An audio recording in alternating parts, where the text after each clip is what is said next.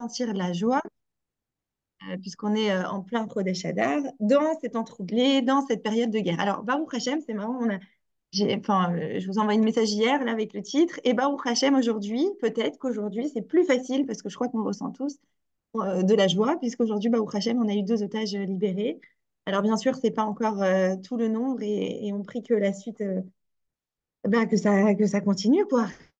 Le début, enfin au milieu, parce qu'il y avait une petite partie qui avait été libérée, mais dans ces moments-là, effectivement, on a des bonnes nouvelles, c'est très encourageant et ça nous met du baume au cœur. Et là, c'est plus facile, vous serez d'accord avec moi, de ressentir vraiment l'émotion de la joie.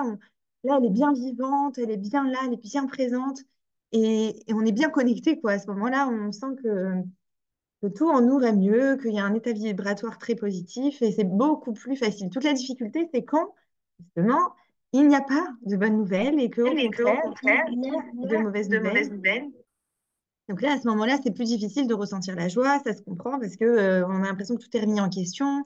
On a parfois le doute qui nous envahit, on ne sait pas la suite, on ne sait pas comment, bah oui, comment va se passer la suite, qu'est-ce qui nous attend, et c'est l'incertitude totale.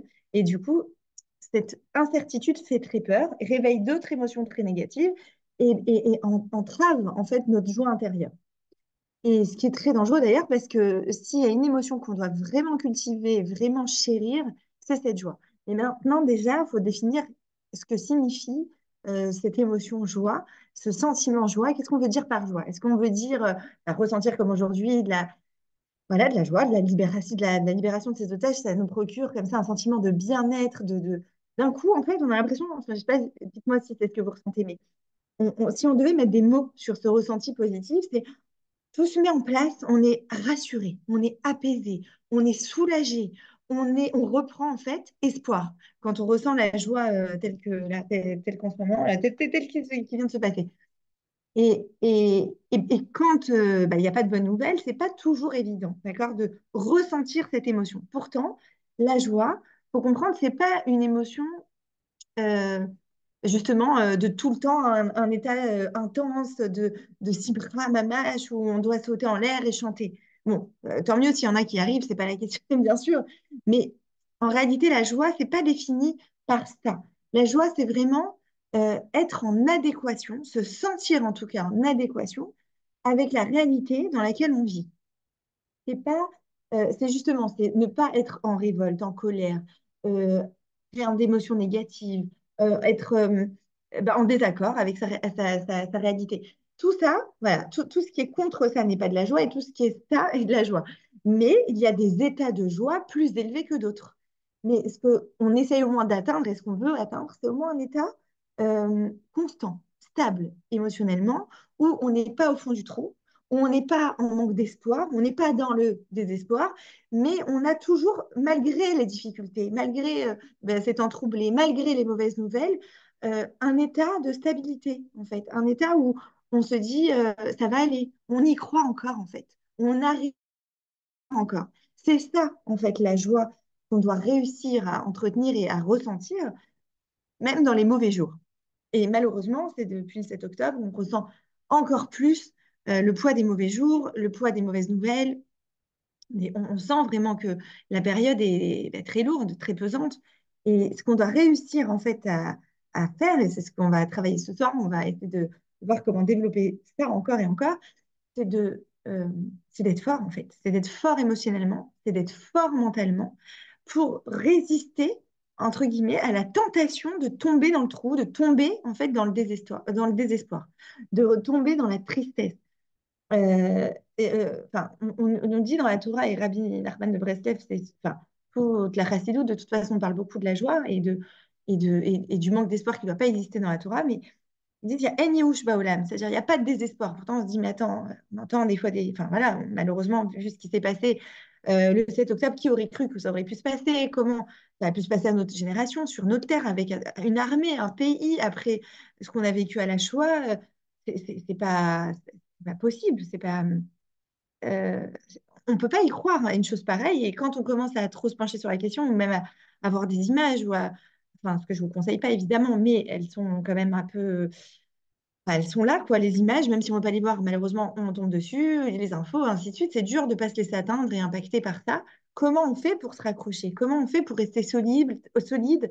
Comment on fait pour rester stable? Comment on fait pour y croire encore, en fait? Et là, c'est très important de savoir qu'on doit se raccrocher déjà en premier temps, en premier lieu, avant tout, et surtout encore plus, oui, on y vient, au Chodesh Adar, parce qu'on nous dit Chodesh Adar Marbim et Timra, et on dit que celui qui arrivera à rester dans la joie, il annule les mauvais décrets. Alors, plus on est nombreux à le faire, plus c'est collectif, mais même au niveau individuel, on annule les mauvais décrets qu'il pourrait avoir dans le ciel contre nous.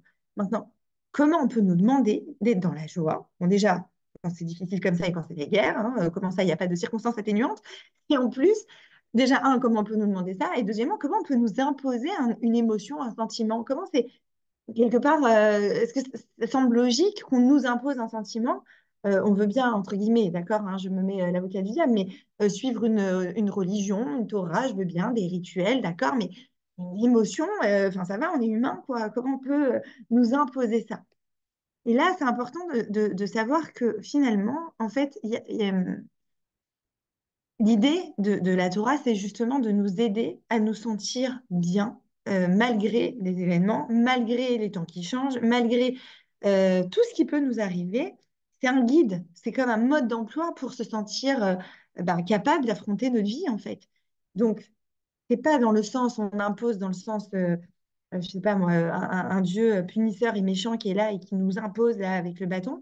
C'est pas ça l'idée. L'idée, c'est au contraire de voir plutôt ces injonctions comme quelque chose de positif pour nous, quelque chose qui est là pour nous faire du bien, quelque chose qui nous donne les solutions pour tenir le coup, on va dire, tenir debout malgré les événements et pour créer une solidité intérieure. Et la preuve en est, c'est que si on est là après tous ces pogroms, malheureusement ces violences faites contre nous, toutes ces inquisitions, ces massacres, et j'en passe, ces maltraitances en fait à tout niveau, que ce soit psychologique, émotionnel et physique.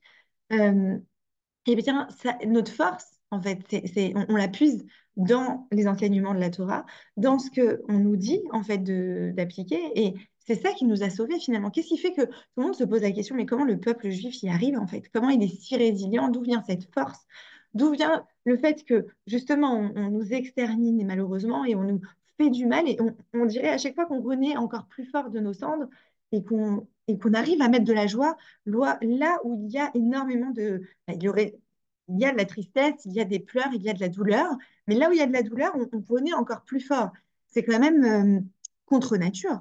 Et d'ailleurs, ça me fait penser à, à une personne que je suis et je vous en parle évidemment parce que c'est anonyme, mais qui m'a justement souligné un point important et un point qui pourrait sembler paradoxal, et c'est toute la beauté finalement de la psychologie humaine et de ce qu'Hachem nous donne et de tout ce qui est divin. Et elle me dit, voilà, je fais une mitzvah que je tiens à garder secrète. Je m'occupe de la toilette des, des morts. Et elle me dit, eh bien, et je lui dis, ça va, comment vous vivez ça? C'est pas trop dur, c'est pas, kol hakavod à vous, c'est vraiment pas une mitzvah facile. Et on appelle cette mitzvah la mitzvah du émet, c'est-à-dire le chesed du émet. Pourquoi? C'est-à-dire, le don, en français, ça donnerait la bonté de la vérité, quoi. C'est-à-dire, il n'y a pas forcément de reconnaissance dans cette mitzvah. C'est pas quelqu'un, il va venir, il va vous serrer la main, il va dire merci, merci. Non, la personne n'est plus de ce monde. Et souvent, on est discret. Là, même les gens ne savent pas qui a nettoyé le corps. Donc, il n'y a pas de reconnaissance. Donc, c'est une très grande mitzvah parce que concrètement, on sait que l'être humain, quand il fait quelque chose, il attend même inconsciemment un retour. Il attend de recevoir quand même, on va dire, un salaire, pas forcément concret, matériel, que ce soit en valeur pécuniaire, mais il attend quelque chose d'intérieur. Il attend qu'on le regarde, qu'on lui fasse un sourire, qu'on lui dise merci. C'est pour ça que toutes les mitzvot même données à la tzedaka, la plus grande dimension de la tzedaka, tzedaka en français, c'est vous savez ce que c'est, enfin, mais pour celles qui savent pas, c'est de donner de l'argent ou quelque chose de matériel à quelqu'un qui est dans le besoin. Bien moins il le sait, enfin si on le fait sans qu'on sache notre nom, c'est aussi la mitzvah, on va dire, compte plus grande. Pourquoi? Parce que, en fait, on ne reçoit pas de salaire finalement, même affectif. Il n'y a pas de reconnaissance, il n'y a pas un sourire, y a rien en retour, donc c'est vraiment du reset gratuit. C'est-à-dire que je donne gratuitement de mon temps, de mon énergie, gratuitement. Donc, on dit que là-haut, c'est vu comme comme une encore plus grande mitzvah. Et donc, elle me disait, le- le- plus je fais cette mitzvah, plus je me sens vivante. Pourtant, enfin, vous imaginez faire la toilette des morts, c'est pas quelque chose de réjouissant quelque part. Enfin, en tout cas, ce qu'on se dit, c'est, oh, on a des frissons à la base. On dirait, waouh, c'est hyper dur. Ouh là là, je pourrais pas dormir. Et elle me dit, non, je sors de là, je suis vivante, encore plus vivante que vivante. Je me sens vivante. Et pourquoi? C'est tout le paradoxe. On trouverait ça paradoxal, mais justement parce que quand on est au contact de la mort, bah, c'est là qu'on prend toute la mesure et l'intensité de la vie. Et finalement, notre peuple, c'est ce qu'il vit, surtout dans ces temps troublés, bien sûr, surtout dans ces temps de guerre. C'est que plus on est au contact de la difficulté, de l'adversité, de la précarité de la vie, mais plus on l'aime la vie. Et plus on a envie encore plus de se donner, et plus on se rend compte de l'essentialité de la vie et de son sens profond, et du sens profond de notre être, de notre existence et de notre peuple. Et plus on ressent ça, plus la joie s'installe en fait. Malgré, et je dirais même pas malgré les difficultés, parce qu'il y a des difficultés. Finalement, ça devient la cause de notre essence intérieure, de notre joie intérieure, paradoxalement, alors qu'on pourrait se dire, mais ça va m'écrouler, cette situation m'écroule. Mais non, en fait, elle nous renforce quelque part dans un sens où on ne s'y attendait pas, où on ne peut pas s'y attendre quand on ne le vit pas et quand on le voit de l'extérieur. Souvent, d'ailleurs, les gens, enfin, là, je sais que, enfin, j'imagine que vous êtes nombreuses de Rousselarès à m'écouter là, mais je sais qu'en général, les gens de Rousselarès disent mais comment en Israël vous arrivez à sourire, à vivre, à continuer à vivre, à faire comment c'est possible? Je sais pas, on regarde les nouvelles, c'est affolant. C'est affolant. Moi, je sais pas, je serais à votre place, je sortirais pas de la maison. Mais non, c'est ça tout le comble. Là, l'explication, elle est là. Elle est que justement, parce qu'on est tellement touché dans dans notre essence, il y a un instinct de survie très très fort aussi qui se réveille et qui se met en route quelque part et qui donne une énergie et une force de résilience et une envie encore plus d'y croire et de s'accrocher à la vie et de ne pas se laisser tomber. Aussi parce qu'on sent qu'on n'a pas le choix, que si jamais on se laissait tomber, ben c'est la vie qui nous échapperait en fait et qu'on n'existerait plus quelque part. Donc, évidemment qu'on va encore plus se donner finalement, quelque part. Vous voyez, ça nous relie à quelque chose de beaucoup plus grand que nous. Et je dirais, ça nous relie carrément au divin, en fait. Ça nous met complètement dans un état d'esprit divin. Enfin, ça nous relie à plus grand que nous, à infiniment plus grand que nous, infiniment plus puissant que nous. Et on ressent cette force de vie très, très fort en nous. Et c'est là qu'on a besoin de donner, de partager, de se connecter et de se sentir reliés les uns aux autres. De quelque part s'accrocher, comme s'accrocher les uns aux autres. Et ça donne énormément, énormément de force, d'énergie et donc de joie. Donc, je dirais que finalement, dans ces temps troublés, on se sent parfois beaucoup plus vivant que que dans la vie de tous les jours, où en fait, où parfois on perd le sens, on est là, métro, boulot, dodo, on sait même plus pourquoi on fait les choses. Ah oui, tiens, il y a Shabbat qui arrive. Ah oui, tiens, il y a Pourim, il y a ça. Ah oui, d'accord, machin. On n'est plus forcément relié parce qu'on est noyé par toute la routine, par tout le quotidien. Mais quand on est dans le cœur de l'actualité, de ces nouvelles, bien sûr que c'est dur au niveau émotionnelle, c'est dur, on le ressent, ça fait mal, on a mal, terriblement mal, mais on est vivant. Et d'ailleurs, j'ai eu aussi un Khayel, enfin, un, un homme qui est parti en Milouim et qui avait demandé à partir de Milouim, il n'était pas obligé, un papa avec plusieurs enfants et tout ça. Et il est revenu parce que, bon, là, il y a eu vous avez dû entendre, il y a eu des réservistes qui ont été relâchés, ou je ne sais pas comment on dit, qui ont été libérés, voilà, c'est plus le mot, qui ont été libérés et qui sont rentrés chez eux, et ainsi de suite. Et il me disait, j'ai 3 millions de choses à faire, puisque ça fait 2 mois et demi que j'ai pas, que j'ai plein de choses à faire, que je laisse mon boulot de côté, ma famille de côté, tout ce qu'il y a à gérer de côté. J'y arrive pas. Je suis complètement déconnectée. Bon, c'est normal. Il venait d'être libéré, genre le lendemain, il voulait déjà être en pleine action. Donc, bon, évidemment, je lui ai expliqué que attendre un peu qu'il se remette en état de fonctionnement. Mais, mais c'était très intéressant parce que, vous voyez, c'est aussi pour vous illustrer ce que je suis en train de vous dire. Parce ce que je vous partage là. C'est que, en fait, il me disait, mais quand j'étais là-bas, j'étais à ma place. C'était extrêmement dur. On vivait des situations, en plus avec l'hiver qui est arrivé, la pluie, je ne sais pas si vous savez, mais genre, il y a eu énormément de pluie. Donc les conditions étaient extrêmes. On était à l'intérieur des terres. Donc on n'était pas à une base où, vous savez, enfin, sûrement vous voyez, il y a beaucoup de repas organisés pour les Khayalim, mais ils leur donnent plein de choses à manger et on se dit, mais donc quand les Khayalim vont mal, au moins ils ont à manger, mais enfin ils vont mal, enfin, ils sont en danger ou quoi, au moins ils ont le ventre plein. Et en fait, non, pas dans leur cas, parce que eux, ils étaient carrément dans les terres de l'autre côté, en fait, hein, un peu plus loin que la frontière, et du coup, eux, bah, on ne pouvait pas arriver et leur donner des repas. Donc, ils mangeaient des boîtes de conserve, ils étaient dans le froid, il pleuvait à torrent, ils étaient dans la pluie, ils étaient trempés jusqu'aux os. Et en même temps, des missiles. Il m'a dit, mais c'est-à-dire, il n'y avait pas de calme. C'était tout le temps, on était assaillis de missiles et Mina Shamaïm, bah, il n'y a rien qui est tombé sur nous. Et il me dit, à 50 mètres, on a vu une vache mourir, il s'est passé des choses, mais il me dit, mais malgré toutes ces difficultés, mais il me dit, c'est bizarre, mais j'étais bien. Il me dit, j'étais à ma place.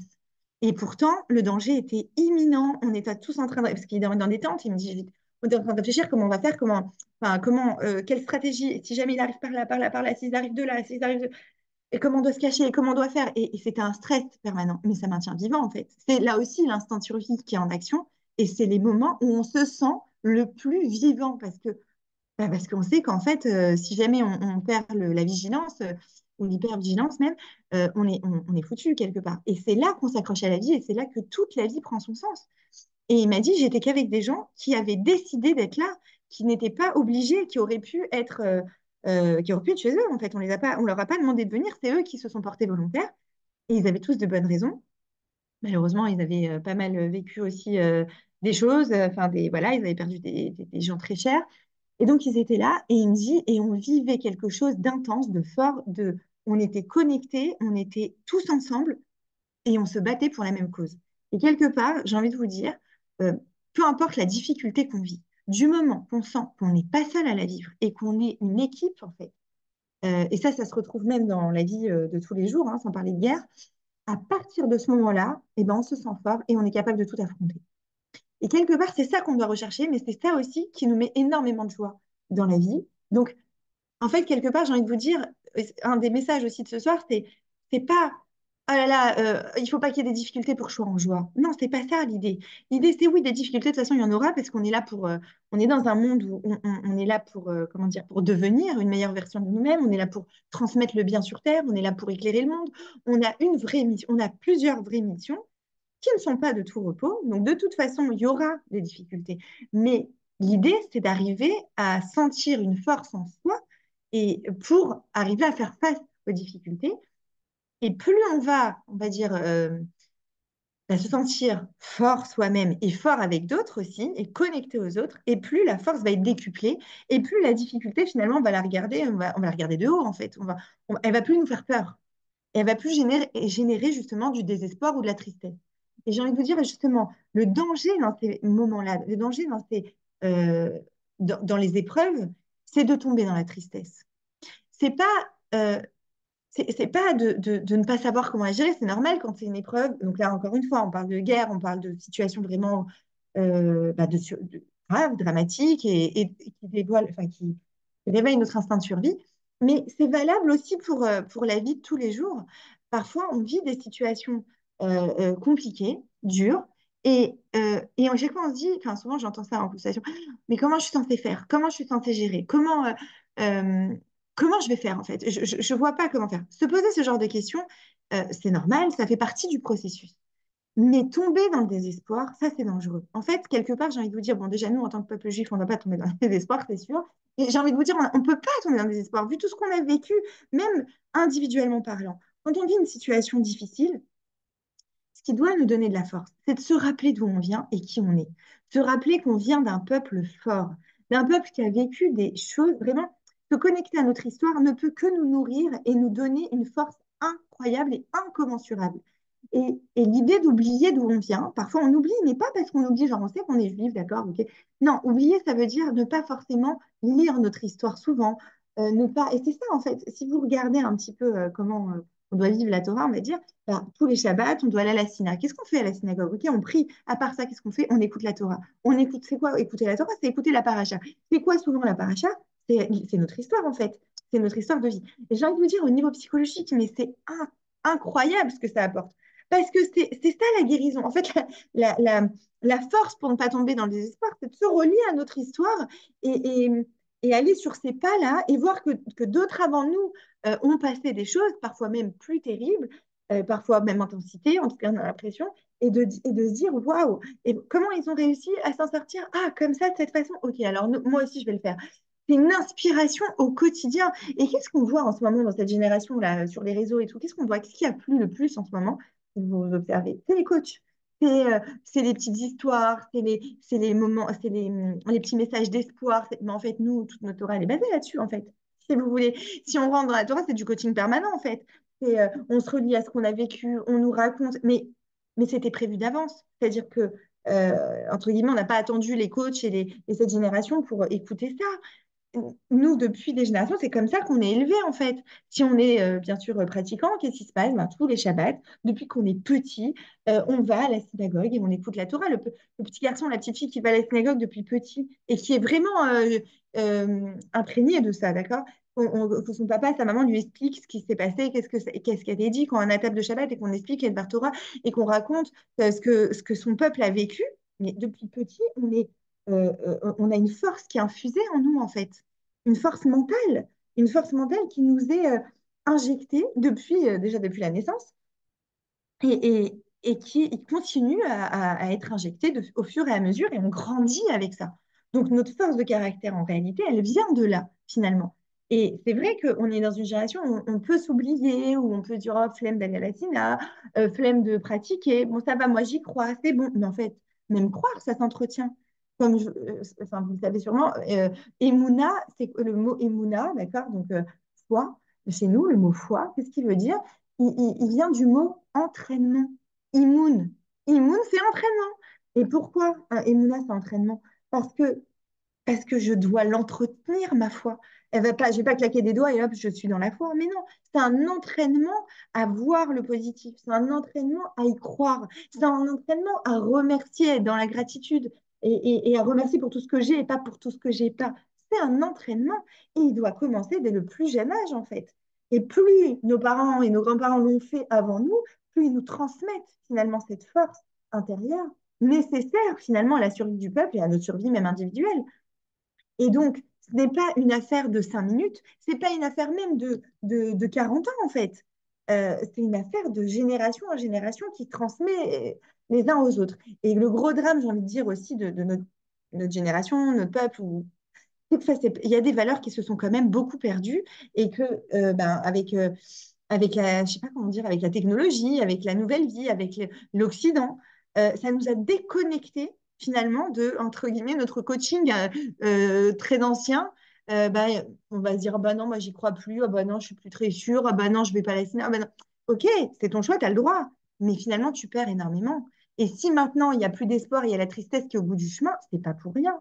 C'est parce que la déconnexion s'est faite au fur et à mesure des générations, malheureusement. Donc maintenant, il faut se rebrancher, il faut se reconnecter. Et à partir du moment où on se reconnecte à nos sources et à ce qu'on a vécu et à notre histoire, ben, forcément, les forces vont revenir. Alors oui, on va se dire, ah, mais je sens que je suis pas forte comme mes ancêtres. Je sens que c'est pas, quand je écoute ce que même, je sais pas, j'en ai qui me disaient, ah, ce que ma mère, ce que ma grand-mère a vécu, mais avec ce que moi je vis, mais je sais pas, elles auraient fait face, moi, j'arrive pas à faire face. Mais comment c'est possible?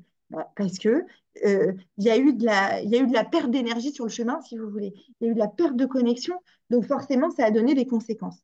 Mais on doit se reconnecter. Et j'ai envie de vous dire, justement, maintenant qu'on vit tout ce qu'on vit en ce moment et qu'il se passe tellement d'événements durs à vivre, c'est le moment de se réveiller. Si ce n'est pas aujourd'hui, alors c'est quand? De se réveiller, de se rebrancher à notre histoire de peuple, de vie, et à nos ancêtres, et vraiment à tout, à nos ancêtres, à nos rites, à la Torah, quoi, à nos mitzvahs, en fait. C'est elles qui vont être le canal de la joie. C'est elles qui vont réussir à nous transcender, en fait, à transcender toute cette rationalité ou oui, cette rationalité qui nous empêche de faire un avec avec la connexion à Hachem, en fait, avec le divin sur Terre. Parce qu'il est là, le divin, il demande qu'à être vu. Il y a de la lumière, en fait, sur Terre. Mais nous, on est censé être le vecteur de lumière. Mais si nous, on est bouché, si nous, on ne voit plus cette lumière, si nous, on s'obscurcit de l'intérieur en étant dans la tristesse, parce que c'est dit ça aussi, que si on est triste nous-mêmes, et d'ailleurs, on le voit même justement dans notre histoire, on le voit avec non, je me trompe pas, ouais. Avec Yaakov, quand il pense que Yosef n'est plus de ce monde et que bah, ses frères comment on dit ça, je sais pas, j'arrive pas à retrouver les mots là, l'ont rejeté et l'ont sorti de la maison et lui ont fait croire à leur père, à Yaakov, que ça y est, il n'existait plus. Donc lui, il est rentré dans la tristesse. Maintenant, Yaakov, c'était un tzaddik et il était proche d'Hachem et il avait la névoie. Et on dit que toutes les années où il a pensé que son fils n'était plus de ce monde, il a perdu la névoie. Il ne voyait plus rien. C'était quoi en fait? Pourquoi? Parce qu'il était dans la tristesse. Et la tristesse a cet effet-là. En fait, elle nous obscurcit si vous voulez, nos canaux. Et ensuite, on ne voit plus rien de positif à rien, en fait. Même les événements, ben oui, on va les interpréter selon la rationalité. On ne va plus voir la main d'Hachem du tout.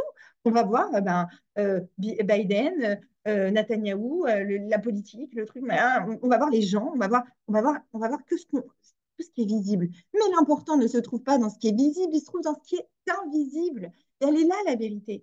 Et notre force a été toujours de voir mieux vers plus loin que ça. Tous ceux qui voient d'ailleurs là jusqu'au bout du nez, ben, ils n'arrivent pas à avancer. Il faut voir plus loin que ça. C'est ça notre force, c'est ça. C'est plus que notre force en fait, c'est notre devoir en fait. C'est notre devoir. Si nous, après tout ce qu'on a essayé de nous exterminer, on est encore là, on est la preuve vivante de l'existence de Dieu. On est la preuve vivante aussi de l'irrationalité, en fait, de quelque chose de bien plus grand qui dirige le monde. Et que c'est pas Biden qui dirige le monde, c'est pas, enfin, ni les États-Unis, c'est pas Netanyahou, tout ça, c'est des épreuves et c'est des pions. Le vrai chef d'orchestre, là, c'est Hachem. Et c'est nous, on a un devoir de se relier à lui pour se sentir bien et pour être dans la joie. Et tant qu'on n'est pas relié, en fait, on est mal. On est mal parce qu'on se pose 30 000 questions, et c'est légitime dans ce cas-là, hein. Si on n'est pas relié, c'est normal de se les poser, puisqu'on est dans la rationalité. Donc forcément, il n'y a que des questions à se poser finalement. Il n'y a que, comme disait Shlomo Ameler, mais sous le soleil, il n'y a rien de nouveau en fait. Il y a que, enfin, c'est-à-dire si on enlève Hachem de l'équation, mais à quoi bon en fait? Mais pourquoi on se tannerait là à faire autant d'efforts? Pourquoi on se prendrait la tête? Pourquoi? Mais je sais pas, ça sert à rien en fait. Enfin, pour avoir une zone de confort, pour avoir un toit sur la tête, bon ok, c'est sympa 5 minutes, mais au bout d'un moment, avoir un toit, avoir une maison, avoir à manger, c'est bien, ça réconforte, mais ça suffit pas. Ça suffit pas pour être bien vraiment. Ça donne pas du sens à la vie, ça. Et l'être humain, dans son essence, a besoin de sens pour se sentir vivant, pour se sentir exister, pour se sentir en joie, justement, et en adéquation avec sa réalité. Il a besoin de trouver un sens. On a tous besoin de trouver un sens. Et d'ailleurs, comment Viktor Frankl, qui a vécu la Shoah, il avait créé une forme de thérapie qui s'appelle la logothérapie. La logothérapie, ça consistait tout simplement en trouvant un sens à ses épreuves. Et comment Viktor Frankl lui-même, comment il s'en est sorti et comment il a établi cette forme de thérapie, oui, cette science, je ne sais pas comment on pourrait appeler ça, cette forme de thérapie, en lui-même, en observant les gens dans les camps. Il a compris, il a vu que finalement, il y avait des gens qui avaient l'air très robustes physiquement, qui ne s'en sortaient pas, alors que quelque part, ils avaient un peu tout pour s'en sortir, et des gens pourtant qui avaient l'air fébriles physiquement, qui s'en sortaient. Et ça, et lui était psychiatre, j'ai oublié de vous préciser, donc ça l'a interpellé. Il s'est dit, mais comment c'est possible? Comment ça s'explique? Parce que là, concrètement, rationnellement, ça ne s'explique pas. Eux auraient dû s'en sortir et pas eux. Comment on explique ça? Et il a observé, il a réfléchi, il a compris, il a posé des questions, bien sûr, et il a vu que les gens qui se sont dit, j'ai quelque chose à apporter au monde, je dois témoigner, ou d'autres qui se sont dit, tiens, j'étais biologiste et j'étais en plein milieu d'une expérience quand on m'a retiré là de mon labo, et j'ai quelque chose à finir en fait. Donc j'ai quelque chose à apporter au monde. Eh bien, ceux-là même qui disaient, j'ai quelque chose à apporter au monde, eux ont réussi à trouver les forces pour s'en sortir de ces camps. Et ceux qui n'avaient plus le goût, ceux qui se sont dit à quoi bon, mais voilà, Hachem, il veut en finir avec nous, par exemple. Il y a plus, et on se comprend, vu ce qu'ils ont vécu, il n'y avait pas de mots. Euh, c'est juste un constat, d'accord, que je fais, hein, évidemment, c'est, le Halénou, c'est pas un jugement, c'est pas ça, hein, vous avez bien compris. Juste une observation. les gens qui pouvaient être robustes physiquement, entre guillemets, qui avaient tout physiquement pour s'en sortir, bah, si leur mental était en train de se dire, mais de douter et de se dire, se dire, mais pourquoi je suis là et à quoi ça sert? Et finalement, bah, finalement, à quoi bon, quoi? Et j'ai plus le goût et j'ai personne qui va peut-être me retrouver après la guerre et j'ai peut-être tout perdu. Et bon, bah, voilà, bah, eux partaient en fait. Enfin, ils n'avaient pas la force, ils n'avaient pas assez de force pour surmonter cette difficulté qui était si grande. Donc, toute l'idée, elle est là. Elle est de se reconnecter, en fait, au sens, euh, aussi, en fait, au sens du pourquoi. Le pourquoi est très important. Pourquoi je vis tout ce que je vis? Alors, on n'a pas toutes les réponses, c'est vrai, mais je pense que si, en fait, on les a quand on étudie notre histoire à nous, on les a. Et quand je vous disais, mais c'est justement maintenant qu'il faut se réveiller, réveiller nos consciences et rentrer finalement, dans le rebranchement, je ne sais pas si vous dit comme ça, mais dans la reconnexion au divin, dans la reconnexion à notre histoire et d'en comprendre le sens de notre peuple, de notre vie et de notre mission en fait de vie. On n'est pas là pour rien et il n'y a pas de, comment on va dire, de hasard en fait. C'est pas pour rien que ça nous arrive. Et si ça nous arrive encore après tellement de pogroms et de voilà la Shoah il n'y a pas si longtemps quoi. C'est encore là, c'est encore bien présent dans nos esprits. Et pourtant, ça se reproduit malheureusement quelque part, parce que c'est peut-être à plus petite échelle, mais c'est quand même ce qui s'est reproduit. Euh, et en plus, observez le monde. Ils réagissent exactement comme ils ont réagi à l'époque de la Shoah. Silence, euh, non, euh, non reconnaissance des actes cruels qui a eu, alors qu'on se dit, mais attends, mais c'est là, mais t'as les images. Mais comment le monde reste silencieux? Mais comment ils prennent pas notre défense? Mais comment ils viennent pas et ils nous disent, mais attends, vous êtes, oh là là, vous vivez le pire des pogroms, mais c'est horrible ce qui vous arrive. Non, c'est nous les mauvais, c'est nous qui devenons les bourreaux. Le comble du surcomble, on devient les bourreaux, les autres, c'est les victimes. Et ben, finalement, c'est l'oppression israélienne qui les a amenés à faire ça. What? De quoi tu parles? Mais qui c'est qui a été oppressé, qui a vécu et qui fait ça? Il y en a eu des peuples oppressés. Pourquoi ils sont allés massacrer d'autres peuples? Ils sont allés avec autant de violence? Ils ont fait autant de mal? Mais de quoi vous parlez en fait? Mais tout ça, c'est irrationnel. Tout ça, c'est pour nous réveiller. Tout ça, c'est parce que notre peuple a un sens, a une existence, a une mission de vie qu'on ne doit pas oublier. On doit se reconnecter, mais à tout prix en fait. Et plus on le fera, plus on y gagnera, dans le sens où encore une fois, ce que je vous dis, on va retrouver l'espoir, ma mâche, l'espoir, le sens des choses. Et même, comme je vous ai dit dans un autre cours, dans tout ce désordre, on retrouvera l'ordre, l'ordre divin. Et ça va nous apaiser énormément. C'est ça qui va faire que on va se sentir mieux, apaisé malgré la difficulté, le comble. Malgré tout ce qu'on entend et tout ce qu'on voit, on va se ressentir mieux. Parce ça y est, les choses sont claires, on n'est plus obscurci, on n'est plus dans une sombre tristesse. On n'est plus dans le noir, en fait. On tâtonne plus, on sait. Il est là, il gère et il sait pourquoi. Et d'ailleurs, très beau Kiddush Hashem et très belle anecdote là qui vient de se passer. J'ai commencé le cours avec ça sur les deux otages qui ont été libérés. Bah, figurez-vous que leurs filles à ces messieurs qui étaient pris en otage sont, étaient Shabbat au Ohel, sur le Ohel du Rabbi. Et il y a un rave là-bas qui leur a dit mais c'est pas. Vous croyez que c'est la. Non, d'abord, il y a eu plein de choses qui se sont passées, hein, ils ont énormément prié. Et il y a une des filles qui a dit. Parce qu'ils ont, je sais pas, il y a le CAL, quoi, la communauté qui a dit on va acheter des tefilines pour ton mari, et toi, engage-toi à faire quelque chose. Alors, elle a pris sur elle d'allumer les bougies. Déjà, il y en a une qui a pris d'allumer les bougies pour de Shabbat. Et le mari de faire. On- les gens là-bas ont dit, on va vous acheter des tefilines, mais il faut prendre sur vous de les mettre. Il a dit, je les mettrai. Et la fille a dit, je veux acheter des tefilines pour mon père, je voudrais qu'on en achète pour mon père et que quand il sort, qu'il les mette, mais voilà, je veux qu'on lui achète pour lui. Et chose qui a été faite. Et, euh, et le rave là-bas a dit, alors il disait, oui, mais la politique, vous savez, ça va être compliqué de les sortir et tout ça. Biden, il s'oppose et non, non, non. Et le rave là-bas a dit, mais tout ça, c'est rien. Mais c'est Hachem qui décide. C'est Hachem le maître du monde. C'est pas tout cela, là. C'est Hachem le maître du monde. Et 2 jours plus tard, il y a eu un miracle. Ils ont été sortis. Contre toute attente. C'est-à-dire, on s'y attendait pas. Il n'y a pas eu de négociation. Il y a pas eu, ça a été une mission secrète. On n'a pas été au courant, ainsi de suite. Bon, qu'on soit jamais au courant, mais que tout fonctionne bien, c'est ce qui nous importe. Mais c'est incroyable. Vous voyez, c'est encore une preuve que tout vient d'Hachem. Et c'est ce qu'il veut exactement comme à l'époque, pas longtemps qu'on on lisait toutes ces parachiotes. À l'époque de la sortie d'Égypte, mais il s'est passé quelque part la même chose, c'est-à-dire quand on voit comment ça s'est passé, ben, en fait, les Béné Israël, ils étaient en esclavage. Ils n'étaient pas contents d'être en esclavage, évidemment. Vient la libération. Ils comprennent que Moshe vient les libérer. Ils disent, chouette, on va être libérés, ça y est, le Graal, quoi, ça y est, c'est fini, la galère, on va pouvoir sortir, trop bien, machin. Et en fait, qu'est-ce qui se passe? Les 10 plaies, le pharaon, que son cœur s'endurcit, c'est encore plus dur, mais je sais pas, moi je suis à leur place, on peut dire très simplement, mais je sais pas, laisse-nous tranquille en fait. Je croyais que t'étais venu nous libérer. Mais en fait, t'es pas venu nous libérer. T'es venu nous endurcir le cœur de paro, t'es venu nous rendre la vie plus dure, mais je sais pas, laisse-nous là où on était, hein. Enfin, on était habitué à notre souffrance. On souffrait, mais on était habitué. Là, c'est encore devenu pire. Pourquoi tu nous libères de cette façon? Pourquoi?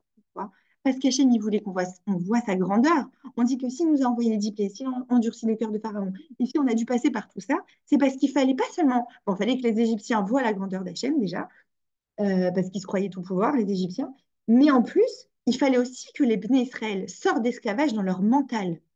Pas seulement physiquement, il fallait qu'ils se rendent compte de la grandeur d'Hachem, qu'ils se rendent compte par ces 10 plaies à quel point Hachem est puissant et grand. Et ensuite, quand ils sont sortis d'Égypte, ça ne s'est pas passé non plus si facilement.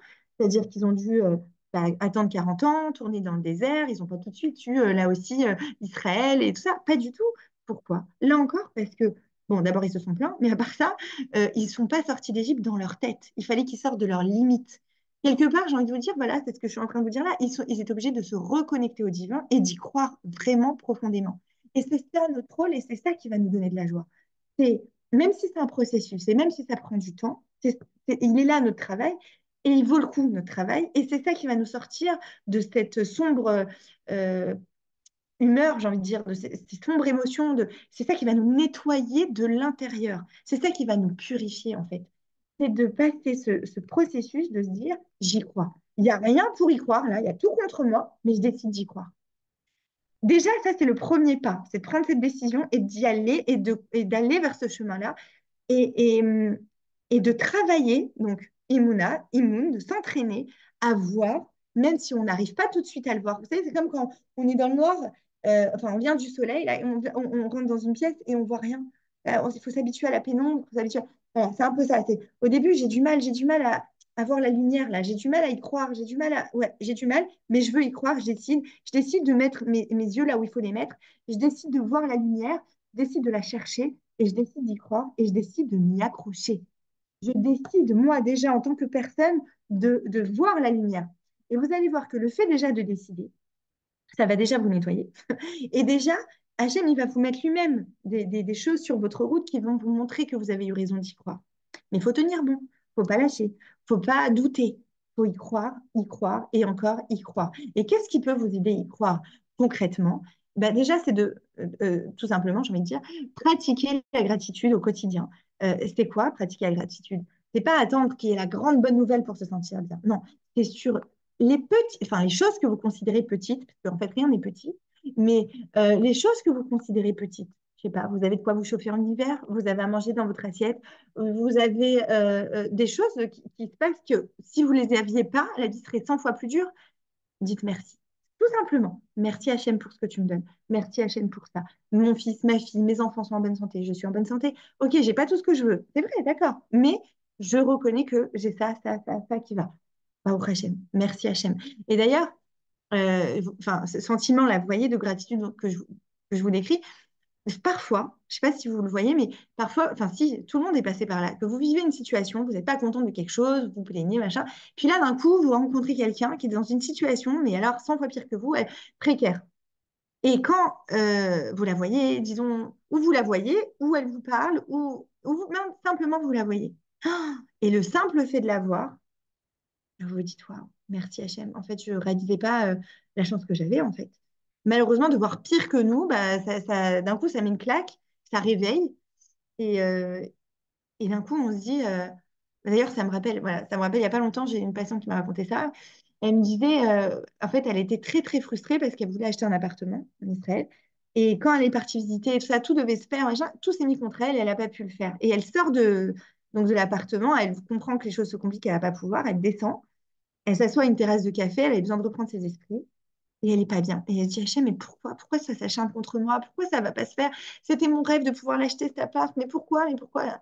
Et elle est dans ces questionnements-là, comme ça. Et devant elle, pile devant elle, ça arrive souvent en Israël d'ailleurs, mais elle voit un vieux monsieur, vraiment pas, voilà, d'un certain âge, qui est en train de ramasser des bouteilles en plastique et qui vient vers elle et qui lui dit, je peux prendre ta bouteille en plastique parce que, enfin, je sais pas si c'est comme ça en France, mais on a un petit remboursement de quoi, 30 agourottes quand on ramène du plastique au supermarché.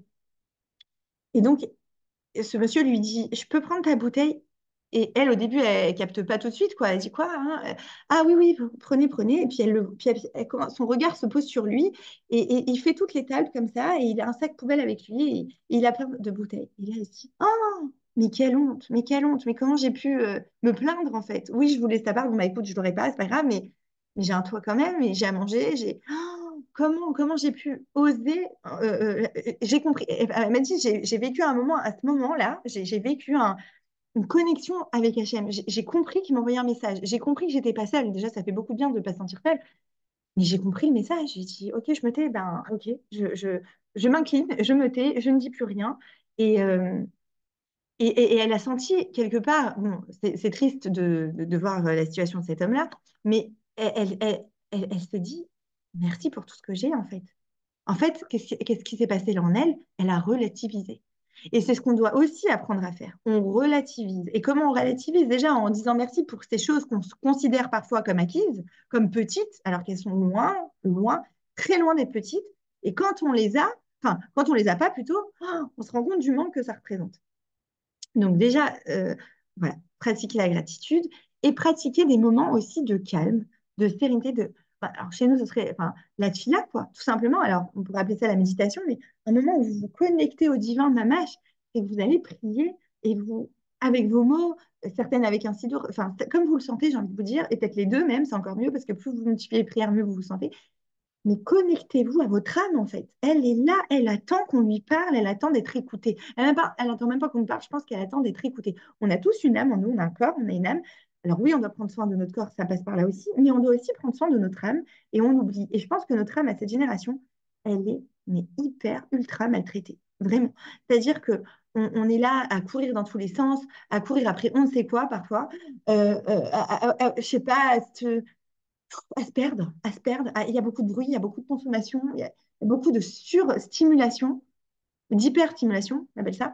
Et après, on se sent fatigué, on ne sait plus où on en est. Alors qu'en fait, vous savez quoi? Un grand secret de la vie et de l'humain, ce qui nous rend vraiment heureux, c'est pas tout ça, c'est pas les achats, c'est pas la consommation, c'est les choses simples de la vie. Tout simplement. C'est un petit moment de calme avec soi, en pleine nature. Vous voyez ce sentiment-là qu'on ressent quand on se promène dans la nature?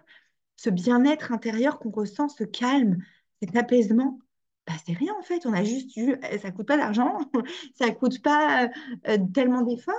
Ça coûte, oui, de sortir de sa lourdeur matérielle, c'est-à-dire des fois on se dit, oh, j'ai pas envie d'aller marcher, oh, j'ai pas envie, j'ai pas envie. Ça, oui, ça coûte de lutter contre soi, ça, oui, mais ça ne demande pas d'efforts matériels plus que ça. Et pourtant, ça nourrit notre neshama, ça nourrit notre âme, ça. Ce silence, cet apaisement, le chant des oiseaux, la belle vue. Voilà, on se délecte et on se nourrit de ça et on sent qu'il y a quelque chose qui se passe en nous quand on le fait.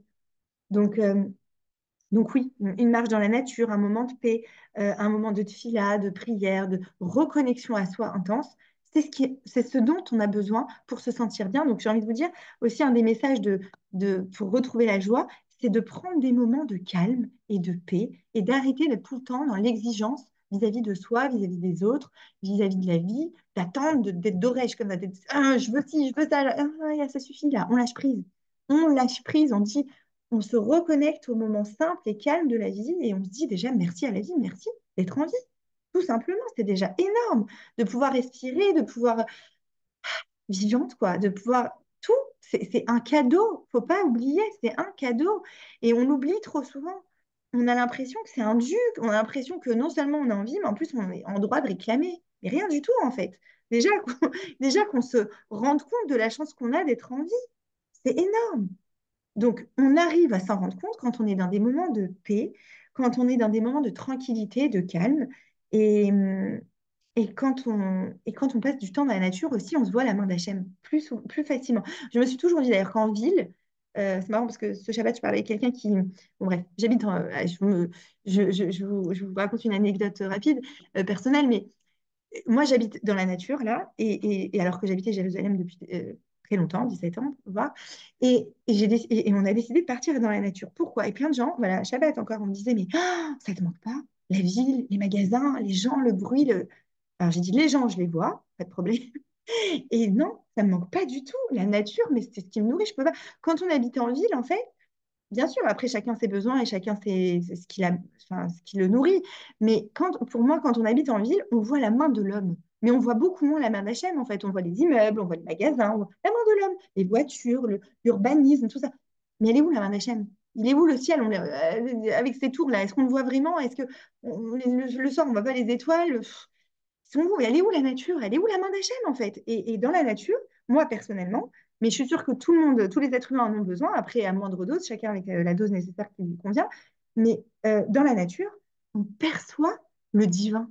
En fait, on perçoit qu'il y a quelque chose de mais tellement infiniment plus grand que nous, qui nous dépasse, en fait, qu'on n'aurait jamais pu créer ces montagnes, on peut créer beaucoup de choses. Hachem nous a donné le recette de créer énormément de choses, et plus le temps avance, et plus on se rend compte qu'on arrive à en créer, mais la nature, et ça, là, c'est ingénieux, c'est beau, c'est grand, c'est immense. Quand vous voyez des documentaires, vous voyez comment les animaux, comment tout est parfait, comment tout est pensé, comment tout est. Mais c'est juste épatant. Et le simple fait de se connecter à cette grandeur-là, ben, ça apaise, ça nous connecte direct, en fait. On a comme plus d'efforts à faire, tout à coup, ça y est, on est réceptif au divin. Et le divin, il est en nous, en fait, il ne faut pas l'oublier.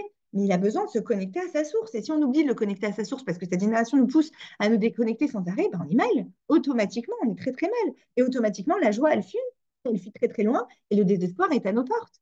Donc nous, notre tâche, notre rôle, notre but vraiment, c'est de ramener le divin sur la terre, enfin le ramener, le connecter parce qu'il est là en fait, mais de le voir. Mais j'ai envie de dire des fois, mais Hachem, il doit être tellement lui triste de voir combien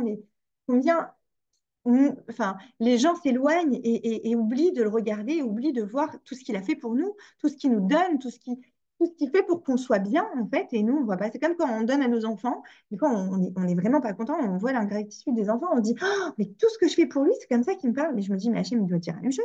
Enfin, il nous donne tout ce qu'il faut pour qu'on soit bien, énormément d'outils, de moyens. Et nous, non, non, on s'occupe d'aller acheter, d'aller consommer. D'aller se plaindre, d'aller pleurer, d'aller crier, d'aller se révolter. 2 secondes, on a l'essentiel. Allons vers l'essentiel. C'est ça qui compte. Le reste, ça a peu d'importance en fait. Voilà, donc on reste connecté à la nature, mais on reste connecté aussi avec nos proches. On établit une connexion avec nos proches. Mais ça, on y arrive quand on est soi-même connecté. Quand on est plein d'émotions négatives, quand on est dans la colère, quand on est dans la révolte, quand on est mal avec soi, quand on est mal parce qu'on n'est pas connecté à notre joie intérieure et qu'on n'est pas connecté au divin. Mais tout nous semble horrible et tout nous semble embêtant. Et forcément, on va focaliser sur les défauts de nos proches. Et on en a tous des défauts. Hein. Baruch Hashem, ça ne nous manque pas. Donc, on va forcément se connecter aux défauts. Mais comment on va pouvoir construire des relations stables et pures et bonnes et saines? Ça va être très, très, très, très, très compliqué, forcément. Parce qu'on est occupé à vouloir d'abord se nourrir de l'autre, à vouloir prendre pour s'apaiser soi-même. C'est ce qui va créer d'ailleurs les relations toxiques, c'est ce qui va créer des dépendances affectives, c'est ce qui va créer le mal-être. Parce qu'on n'est pas connecté à soi. D'ailleurs, toute l'histoire de la dépendance affective, en réalité, c'est parce qu'on n'est pas connecté à soi, on essaye d'aller prendre chez l'autre. Toute l'histoire, la vampirisation, si on peut appeler ça, de la relation à l'autre, elle vient du fait qu'on est vide à l'intérieur. En tout cas, on se sent vide. On n'est pas vraiment vide. On se sent vide. On n'a pas entretenu notre contenu. On n'a pas mis du contenu en soi. On ne s'est pas nourri. On n'a pas cherché à se remplir soi-même. Et du coup, on va aller chercher chez les autres à se nourrir et on va les aspirer. Et du coup, on devient quelqu'un de toxique. Et ça, c'est parce qu'on n'a pas assez entretenu justement notre intériorité. On ne s'est pas assez nourri du divin, on ne s'est pas assez nourri de tout ce qu'on a à l'intérieur. Et on en a. Alors, vous allez me dire, mais qu'est-ce que j'ai? Souvent, on me pose la question, mais qu'est-ce que je ne sais pas ce que j'ai? Mais à nous de chercher, on doit, alors d'abord, comme je vous ai dit tout à l'heure, chercher notre histoire. Déjà, ça va nous reconnecter. D'ailleurs, j'en ai une aujourd'hui. Je sais pas si. Ah non, elle m'a dit qu'elle ne pouvait pas le voir ce soir, elle n'était pas là. Bref, elle le verra plus tard, mais petit clin d'œil pour elle parce que quand elle le verra. Mais elle me disait aujourd'hui, elle me disait, ah là là, j'ai assisté à un cours qui m'a fait énormément de bien, euh, un cours de Torah, donc, où le Rav disait, mais vous vous rendez compte, vous êtes des princesses d'Israël. Mais c'est pas possible de pas s'en rendre compte. on est les enfants d'Hachem, mais comment on peut être mal quand on est les enfants du roi, en fait? C'est pas possible. Et elle m'a dit juste ça, et ben, c'est une pensée qui m'accompagne maintenant. Je me sens beaucoup mieux avec moi-même grâce à ça aussi. Et l'idée, elle est là. Elle est en fait que quand je me reconnecte déjà à mon histoire de vie, pas seulement à mon histoire de vie, à mon histoire collective, à mon histoire de peuple, je me sens automatiquement mieux parce que je sais d'où je viens. Je sais ce que mon peuple a passé. Et mon peuple, c'est moi, en fait. Moi, je porte ces gènes. Je suis la descendance de toutes ces générations. Donc, je peux que me sentir bien, mieux en tout cas. Et déjà, je me remplis. Et donc, déjà, je suis mieux avec moi-même. J'ai augmenté mon estime de moi. Ensuite, comme je vous ai dit, je me connecte à la nature, je suis dans la gratitude, je remercie. Donc, je entretiens ma joie intérieure. Automatiquement, je ne suis pas dans le désespoir, je ne suis pas dans la tristesse. Automatiquement, j'ai moins besoin des autres pour me nourrir. Les autres, c'est un.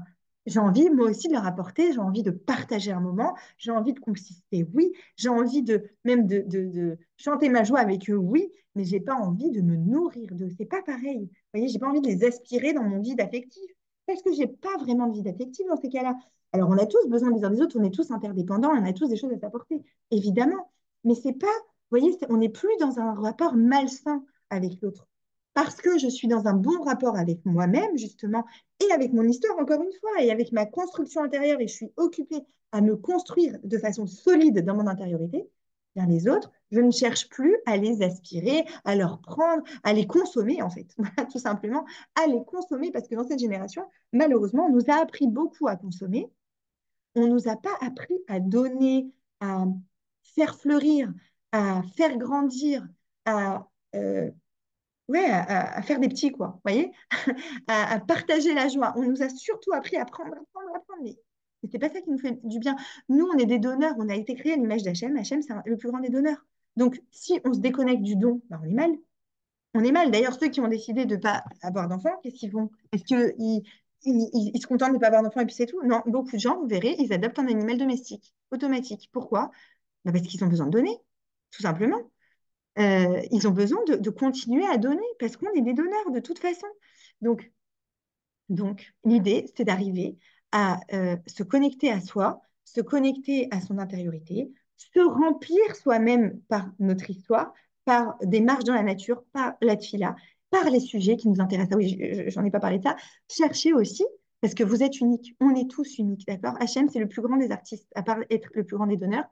Et c'est aussi le plus grand des artistes, et c'est aussi plein d'autres choses, bien sûr. Et du coup, on a tous des talents cachés, même si on se cachait, je dis ça parce que parfois nous-mêmes, on les voit pas. Et on doit les chercher. On doit chercher qu'est-ce qu'a mis Hachem en nous de bon, de bien, qu'est-ce que je peux développer en moi, qu'Hachem a mis en moi. C'est pas de l'orgueil, c'est pas oh là là, je suis en train de m'y croire là. Non, pas du tout. Mais on est là, on a une existence, elle sert à quelque chose. Donc à quoi je sers en fait, tout simplement. Qu'est-ce qui est en moi bon de partager? On dit qu'on a tous quelque chose qu'Hachem nous met et qu'on se doit de le partager. Si on a un don, même ce soit, je sais pas, musical, enfin peu importe, de toute façon, ça peut être plein de choses, hein, des dons, ça peut toucher à tous les domaines, et ben on se doit de le partager et de ne pas le garder pour soi. C'est mauvais de le garder pour soi parce que c'est pas pour ça qu'Hachem nous a créés. En fait, chacun, il a quelque chose à apporter au monde. Donc, quand on se le garde pour soi, ben, en fait, c'est pas bon. On fait pas ce qu'il faut, en gros. Vous voyez. Donc, donc l'idée, c'est d'arriver à se trouver ce qui est bon en nous et ensuite de pouvoir le redonner. Et vous savez quoi? Ça aussi, ça donne de la joie, mais pire que ça, c'est la solution pour se sentir bien. C'est en fait trouver sa place, c'est trouver de quoi on sert, on va dire, et de se rendre utile. En fait, on a tous besoin de se sentir utile. Mais pour se sentir utile, il faut savoir en quoi on est utile. Euh, Madame, je sais pas, euh, Madame Cohen ne sera pas utile à la même chose que Madame Lévy, parce que chacune elle a sa personnalité. Donc, si Madame Cohen essaye de faire comme Madame Lévy, bah, ça risque de pas bien se passer. Ce qu'il faut, c'est que Madame Cohen, elle trouve en quoi elle est bien dans ce qu'elle fait, dans ce qu'elle est, et se chercher soi-même, en fait. Et parfois, oui, je sais, vous allez me dire, oui, mais je ne trouve pas. En fait, parfois, il y a des blocages dus à l'enfance, où on doute de soi, où on ne croit pas en soi, où on vient peut-être d'une famille où personne n'a cru en soi, où on a toujours des fausses croyances qui nous disent, ah, mais toi, tu sers à rien, ah, mais toi, t'es nul, ah, mais toi. Et du coup, oui, ça bloque. Et du coup, c'est pour ça qu'on n'arrive pas à se réaliser. Et du coup, parce qu'intérieurement, il y a cette petite radio, cette petite voix dans ma tête qui va contre moi et qui bloque la joie, du coup. Parce que la joie vient aussi du fait qu'on se réalise, qu'on donne, qu'on partage. Alors là, on se sent vivant et on est capable, encore une fois, d'affronter toutes les difficultés. Mais quand on ne se sent pas soi-même vivant pour différentes raisons internes, bah là, c'est aussi la porte ouverte au désespoir. Et c'est très dangereux. En fait, on doit chercher tout le temps à s'éloigner du désespoir. Et si on voit que le désespoir est sur le chemin, c'est qu'il y a un truc à corriger. Automatiquement, c'est qu'il faut aller creuser en soi pourquoi je suis dans le désespoir, qu'est-ce qui me manque pour y arriver. Et là aussi, c'est pareil. J'ai envie de vous dire, le désespoir, c'est la plus grande des maladies de l'âme. Et c'est là où on se doit, vis-à-vis de soi et vis-à-vis de notre peuple et vis-à-vis de la chaîne, d'aller se faire aider. Pas parce que on est fou ou quoi. L'eau, elle est nous, pas du tout, c'est pas la question. Parce que j'entends ça souvent. Ah non, mais pour aller voir un psy, enfin, c'était l'époque d'avant, mais il y en a qui restent dans cette mentalité. Ah non, aller pas voir un psy, c'est parce qu'on est fou, c'est parce que oui, il y a un problème, c'est parce que oui, alors oui, il y a un problème, mais c'est pas grave. C'est comme l'eau, elle est nous, on se casse la jambe, bah il y a un problème, on va voir le médecin. Alors quoi, on va dire ah non, non, non, non, moi je veux pas voir le problème, donc je vais pas voir le médecin. Et quoi, tu vas rester avec une jambe cassée toute ta vie? Eh ben, il y en a, oui. En fait, si on donnait une image par rapport à l'âme, il y a des gens, ils vont rester avec une neshama un peu brisée toute leur vie en se disant, bah, c'est comme ça, je fais avec. Donc, ils vont éviter les situations qui les dérangent, ils vont éviter ci, ils vont éviter ça.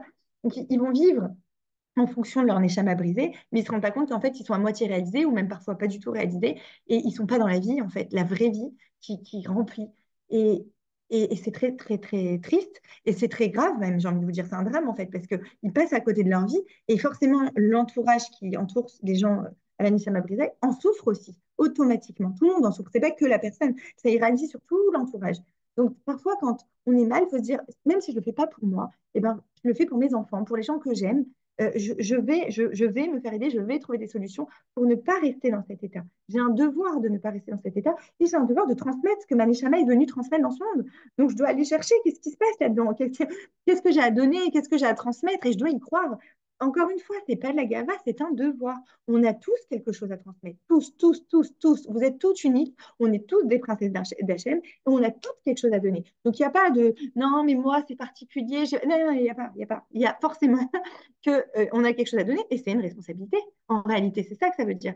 C'est qu'il y a une responsabilité derrière, c'est vrai, et on peut l'assumer quand on sent qu'on est en adéquation, enfin qu'on a trouvé pourquoi on est fait. Parfois, ça peut prendre du temps, mais c'est pas grave. Ce qui compte, c'est comment on dit ça, d'enchaîner, de rentrer sur ce chemin-là, d'aller sur cette voie-là, de chercher cette voie en tout cas, de vouloir euh, la trouver, cette voie. Et, et là, on s'épanouit. Enfin, là, on se sent mieux. Et on doit aussi, enfin, pratiquer l'auto-soin, c'est-à-dire prendre soin de soi, se dire, bah, si je vais pas bien, bah, ça veut dire que c'est un message pour me dire que je suis importante et je dois m'occuper de moi et je dois pas attendre des autres forcément. Ça aussi, ça rend très malheureux d'attendre sans arrêt des autres euh, qui nous sauvent. Bon, après, c'est un autre sujet, enfin, mais ça se rejoint. Ça touche à la victimisation. C'est-à-dire qu'on va dire, ah, mais je suis pas bien, mais c'est vrai, je vais mal, mais c'est vrai, mais oui, j'aimerais être dans la joie, mais j'y arrive pas. Mais non, non, ok, mais quoi? Et qu'est-ce qui t'empêche? Bah, je sais pas, depuis que je suis enfant, on m'a beaucoup critiqué. Ok, donc c'est très dur, c'est sûr. Et donc, donc, moi, j'ai pas la force. Et ça veut dire, c'est aux autres, en gros, hein, parce que c'est sous-jacent, parce que la personne ne le dira pas forcément comme ça, mais ça veut dire, bah, les autres doivent me sauver. Mais les autres, bien sûr qu'ils sont importants, mais ils ne peuvent pas sauver parce qu'ils sont aussi occupés à leur mission de vie. Eux aussi doivent se sauver eux-mêmes, entre guillemets. D'accord? On a tous une mission à rester debout, malgré les difficultés, à s'en sortir, à transmettre ce qu'on a à transmettre. On a tous une mission. Donc c'est très difficile d'aller sauver à chaque fois chacun. Je ne dis pas que c'est impossible, mais ce n'est pas le rôle de chacun. Donc, dans ce cas-là, on va voir un thérapeute, on va voir, entre guillemets, le médecin de la Neshama, et on va essayer de se sauver soi-même.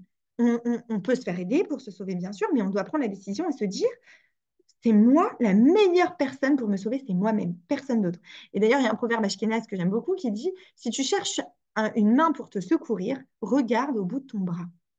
Je t'ai dit, mais c'est vrai, et c'est une grande force. Si on arrive à se le dire, ça, ben, c'est là que la solution va venir. Et il ne faut pas se dire, ah mais non, mais moi je ne suis pas capable, j'ai pas la force. C'est vrai qu'il y a des moments, on a vraiment l'impression qu'on n'a pas la force. Mais pourquoi? Parce que là, le désespoir est en nous. Donc oui, on sent qu'on n'a pas la force. Et dans ces moments-là, c'est là où il faut vraiment prier et dire, Hachem, sauve-moi. Il n'y a que toi qui peux m'aider. Envoie-moi les personnes qui vont m'aider à m'en sortir, mais je sais que la solution, elle est en moi. Elle est en moi, la solution, elle est chez personne d'autre. Elle est en moi. Il y a quelque chose, ok, qui me fait de la peine, il y a quelque chose qui m'a fait mal. Alors ça veut dire que c'est venu toucher à une blessure. Mais l'autre n'est en aucun cas responsable. Il est peut-être venu réactiver une blessure. Il a peut-être appuyé là où j'avais déjà mal, oui. Et donc j'ai énormément de peine, oui. Ça se comprend, c'est légitime, oui. Mais c'est pas lui le coupable et j'ai pas en aucun cas le droit de l'accuser. C'est pas lui le responsable de mon malheur, c'est moi. si j'entretiens le mal-être, le malheur, eh ben, c'est que c'est moi qui ne va pas. C'est que j'ai un système de fonctionnement qui ne va pas et que je dois changer et que je me dois de changer pour moi et pour mon entourage et pour Hachem, en fait. Sinon, je n'aurais pas fait ma mission de vie. Et j'ai envie de vous dire, bon, je ne suis pas kabbaliste, mais je pense que dans ce cas-là, bah, on est obligé de redescendre, en fait. On dit que les Neshamot, elles redescendent tant qu'elles n'ont pas fait tout leur tafkid, tout leur travail. Et bien, clairement, ça s'explique. C'est-à-dire, si je me suis victimisée en disant non, personne n'est là pour me sauver, et ben moi, je ne peux pas, et ben, je vais devoir redescendre à un moment. Donc, il y a un moment, ce travail, il doit être fait, en fait. Donc, autant le faire, même si ça nous coûte et même si c'est dur, mais sachez que quand on commence à le faire, Hachem, il nous aide. Et on n'est pas seul. On n'est pas seul. Des fois, on se dit, ah, là, là, c'est trop dur, je vois ça comme une montagne. Non, on se fait aider. On prend les bonnes décisions et on va sur le chemin de la guérison. Et Hachem, il nous prend par la main. Vraiment. Il nous, D'ailleurs, c'est écrit, ouvre-moi le chat d'une aiguille et je t'ouvrirai la porte en grand. C'est ça l'idée, c'est faire confiance. C'est au moins un peu de confiance pour commencer à entamer le chemin. Et ensuite, les portes vont s'ouvrir. Il faut y croire là encore, c'est vrai. C'est pas toujours simple d'y croire, mais faut y croire, faut se forcer. Et après, les choses se débloquent. Mais si on se dit, et je vous le dis, ça existe, il y a des gens vraiment qui s'enfoncent dans la situation, qui se disent, et ça c'est le gros drame, qui se disent, ah non mais je suis incapable de m'en sortir. Ah non, mais moi, c'est pas possible. Oui, tout le monde peut s'en sortir, mais moi, je peux pas. Mais moi, je peux pas. Mais moi, je peux pas. Et il se le répète, il se le répète, et en boucle, et en boucle, et en boucle. Et là, il n'y a personne qui pourra même aider cette personne. Et d'ailleurs, d'être en contact avec des gens qui pensent de cette façon, mais c'est épuisant. Parce que, dans un premier temps, et surtout, nous, les femmes juives, je crois qu'on a vraiment un syndrome de la mère Teresa, c'est le comble. Mais, euh, mais c'est vrai, c'est-à-dire on veut toujours sauver le monde. J'en rencontre énormément des femmes qui veulent sauver le monde parce que c'est vrai, c'est dans notre Torah, on a quelque chose en nous qui veut, qui veut sauver le monde, en fait, parce que c'est une mission de vie, ça aussi, ça fait partie d'une grande mission du peuple juif, c'est d'éclairer le monde, ainsi de suite. Mais parfois, il ne faut pas se tromper. C'est-à-dire qu'il y a des gens qui ne fêtent pas eux-mêmes, s'ils n'ont pas eux-mêmes la volonté de s'en sortir, on ne pourra jamais rien faire pour eux. Rien, rien, rien. La décision va venir d'eux et elle est en eux. Nous, on peut juste être une aide. Et même, je vous dis ça en tant que thérapeute, c'est-à-dire que même moi qui suis genre, dans le domaine de l'aide, en fait, à l'autre, je ne peux pas sauver quelqu'un. C'est la personne qui va sauver. Moi, je suis juste l'accompagnatrice. Je lui montre les outils, je l'aide à comprendre ce qui ne va pas, je l'éclaire des fois, on est dedans, on est le nez dans le guidon, on ne voit rien, on voit tout noir. Et donc, je peux lui donner comment dire, des éclairages sur pourquoi elle se sent comme ça, sur pourquoi elle vit ça. Mais c'est la personne elle-même qui va sauver, c'est pas moi qui fais le travail. Pas du tout, c'est la personne qui va sauver. Et moi, je dois l'aider à faire ce travail, je dois la motiver, je dois l'accompagner, je dois lui montrer où aller la main d'Hachem, ça oui, mais, mais, mais c'est elle qui va travailler, c'est pas moi. Moi, le mérite, il ne me revient pas du tout. Le mérite, il revient à la personne. Je suis juste une accompagnatrice. Et c'est ça l'idée, c'est que, mais quelqu'un qui dit, ah non, non, non, moi, je veux qu'on me porte. Moi, je veux pas une accompagnatrice. Moi, je veux qu'on me porte sur les épaules et qu'on me fasse avancer. Bah, non, en fait, ça va pas être possible. Même pour une thérapeute. C'est ça que je veux vous dire. Même pour une thérapeute, alors a fortiori, une amie, une connaissance, une voisine, même un enfant avec sa mère, il ne peut pas la sauver. Il y a que, et d'ailleurs, ça crée des gros complexes à beaucoup d'enfants, c'est quand il voit sa mère pas bien et qu'il se victimise et que lui, il peut pas, l'enfant n'arrive pas à sauver sa mère, et ben, il peut lui-même se saboter en se disant, j'ai pas été capable de sauver ma mère, donc je suis bon à rien quelque part. Alors qu'en fait, la responsabilité ne lui revient pas, la responsabilité revient à la mère. Même son propre enfant ne veut pas le sauver. Par contre, la mère peut se dire, pour mes enfants, je vais me battre et je vais me sauver, je vais pas me laisser aller. Ça peut être une force pour la maman, mais en aucun cas, l'enfant a la responsabilité de la neshama de sa maman. Mais pas du tout. Il a la responsabilité de lui faire un bon chemin, mais chaque personne a son devoir envers elle-même, envers Hachem. On a tous une mission de vie, qu'on le veuille ou non. Et pour ceux qui veulent se reposer, qui a une volonté interne de vouloir se reposer, bah dites-vous, à 120 ans, je vais faire que ça, me reposer. Là-bas, c'est la maison du repos, mais ici, c'est la maison du boulot. En fait, en gros, je suis là pour travailler. Je suis pas là pour me reposer.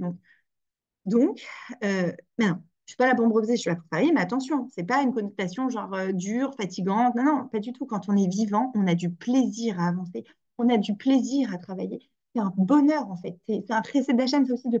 On se sent vivant, on se sent bien, exactement comme ce Khayal dont je vous ai parlé, qui est parti, qui dit, mais j'étais dur, c'était très dur, mais j'étais bien.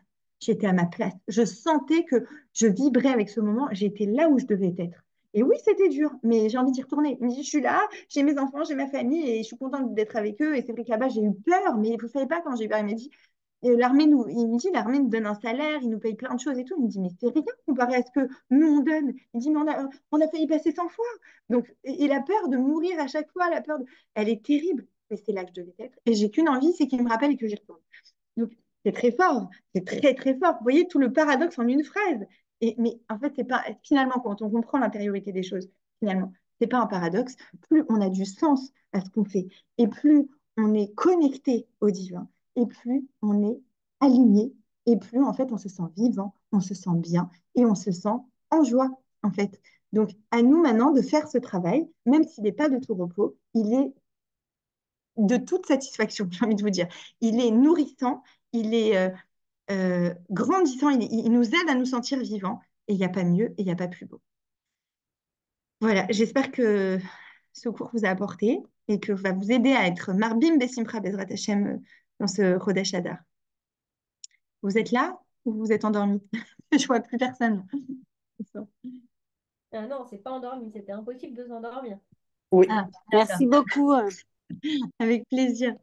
Vous êtes bien réveillés. Bon, bah ça va alors. J'ai réussi la mission du soir là. Mazal. Plaisir. Merci. Avec plaisir. Bon, bah, alors attendez, juste, j'arrête l'enregistrement. Voilà. C'était super, j'adore le cours. Merci. Bah, tant mieux, Baruch Hashem, que ce soit toujours le cas, que je puisse toujours voilà,